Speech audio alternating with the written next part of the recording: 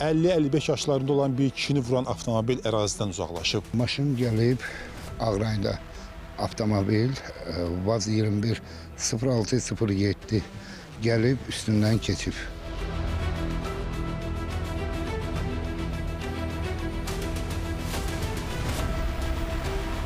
İyunun 11-də axşam saatlarında Hövsan-Türkan yolunda təxminən 50-55 yaşları olan bir kişinin meyidi aşkarlanıb bu ərazidə və həmin şəxsin bir avtomobil tərəfindən vurulduğu və avtomobil sürücüsünün də ərazidən uzaqlaşdığı bildirilir. Avtomobil bəli vurub, yoxdur. Yəni vurub ərazidən qaçıb uzaqlaşıb. Uzaqlaşıb buradan, hadisə yerindən. Polis bura gələndə avtomobil artıq yox idi. Xeyr, burada vətəndaşlar da çox idi.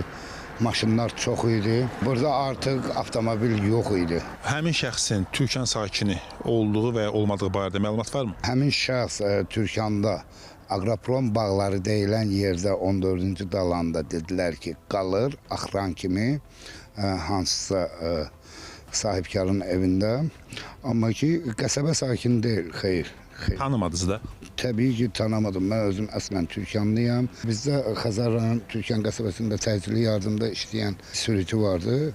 Burada bildirdi ki, bu rəhmətliyin qaldığı yerə getmişik çağırışa. Bu asma xəstəsidir. İyunun 11-də axşam saatlarında paytaxtın Xəzər rayonu Türkan qəsəbəsi ərazisində naməlum sürücü idarə etdiyi avtomobillə yol kənarında hərəkətdə olan piyada 1974-cü il təvəllüdlü Famil İsmayılovu vurub.